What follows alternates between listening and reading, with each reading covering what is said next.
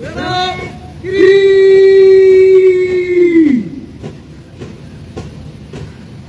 Jalan.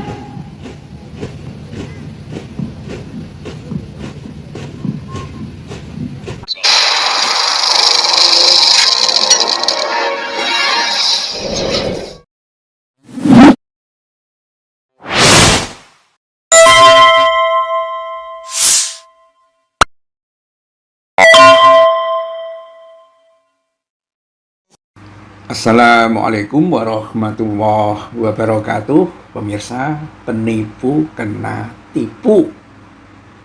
Prabowo janji lanjut IKN, itu yang terjadi pada masa kampanye itu. Dan itu juga mungkin menjadi salah satu alasan bahwa Jokowi akan aman kalau Prabowo itu lanjutin IKN itu. Tapi ternyata bohong. Jadi walaupun tipu-tipunya Jokowi banyak, tapi dalam hal tipu, sang murid ini sudah mengalahkan gurunya. Jokowi kalah jago tipu-tipu. Ya, rakyat juga kelihatannya bakal kena tipu ini. Kelihatannya, ya kita lihat aja. Tetapi trennya dalam pemerintahan 10 bulan ini, janji-janjinya Prabowo itu, ya, ya sampai akhirnya menimbulkan reaksi yang luar biasa. Ya, dan salah satunya berkenaan dengan IKN itu. Ya, kita mendapatkan satu video yang membuat kita itu ternyuh, pemirsa. Saat mbak-mbak dan mas-masnya itu beserta dengan tentara apa begitu kan, pasukan pengibar bendera paskibraka, ya, itu dengan derap langkah yang keren, trak trak trak gitu kan. Ternyata ada celetukan di video itu, becek. Dan setelah kita lihat, memang lapangannya itu becek banget gitu loh.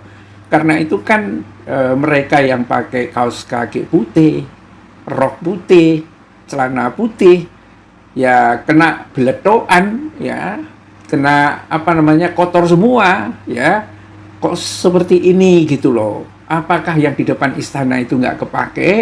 Atau Basuki takut karena anggarannya nggak ada, memang disebutkan dan sebagainya, tapi nggak pernah dikirim misalnya kan, ya akhirnya berantakan dong IKN itu, ya kan, jadinya gimana dong, lanjut apa enggak, tuh pemirsa, beritanya berkenaan dengan IKN itu, dan tampaknya memang dicampakkan oleh Prabowo IKN itu, karena Prabowo sendiri ngos-ngosan juga untuk mendapatkan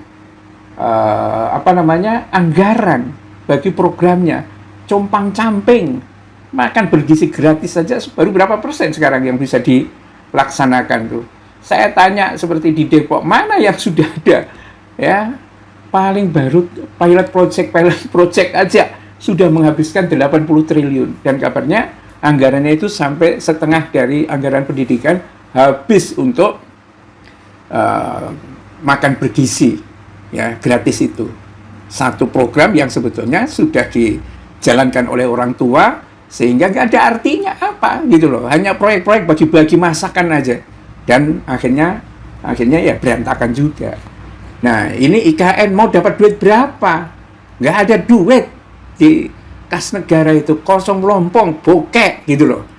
Ini makanya wacana mengenai kelanjutan proyek Ibu Kota Nusantara setelah 17 Agustus berbecek-becek ria dalam upacara bendera yang bikin ternyuh itu akhirnya kembali mengemuka. Dan di tengah berbagai spekulasi, Kepala Otorita IKN itu Basuki Hadimulyono akhirnya buka-bukaan soal nasib pembangunan IKN, ya, dalam sebuah acara pesta rakyat HUT ke-80, ya, disiarkan oleh YouTube IKN Indonesia. Basuki menegaskan bahwa proyek pembangunan IKN akan terus berlanjut sesuai dengan rencana. IKN lanjut apa enggak? IKN lanjut apa enggak? Ditanya Basuki kepada para pengunjung dalam pesta rakyat tersebut. Lanjut, jawab pengunjung. Nah, sesuai dengan rencana itu, rencananya seperti apa? Prabowo itu kan harusnya tercermin di dalam APBN. Setelah tercermin dalam APBN itu, realisasinya gimana? Nah, kalau realisasinya tidak jelas, yaitu artinya memang dimangkrakkan. Mungkin ini maksudnya adalah coba saya tak tipu Jokowi. Apa yang bisa Jokowi lakukan untuk membalas tipuan saya ini? Ya kan? Biasanya kan begitu pemirsa. Antara saling penipu itu biasanya juga kena tipu. Tapi masalahnya yang menjadi dampak dari tipuan-tipuan ini adalah rakyat itu loh. Ya, Jokowi semangat karena ingin mendapatkan legasi atau warisan IKN itu sebagai karya anak bangsa. Itu pernah disebutkan sama AHY rupanya, ya. Tetapi ternyata dimangkrakkan oleh Prabowo. Sama, Hambalang itu juga mungkin dipandang sebagai legasi bagi anak bangsa. Peninggalan SBY dimangkrakkan oleh Jokowi. Satu-satunya karya besar dari segi cara membuatnya, arsitekturnya, teknologinya, dan kekuatan karya itu yang tidak bisa dimangkrakkan tuh kalau di Indonesia apa? Yang dibangun sama Anies Baswedan. Apa? JIS. Ya, Jakarta International Stadium. Ya. Mau coba rumputnya diganti, langsung si Erick Thohir itu dimaki-maki oleh rakyat. Dasar Erick Thohir kan begitu kan? Menjilat melulu gitu kan? Dan memang waktu itu semua menteri harus menjilat ke Jokowi, menutup semua moncernya karya Anies Baswedan itu. Tetapi sekarang ya kembali moncer lagi karena aksesnya juga sudah ditata ulang dan Pramono ini kelihatannya juga cukup akrab dengan Anies Baswedan.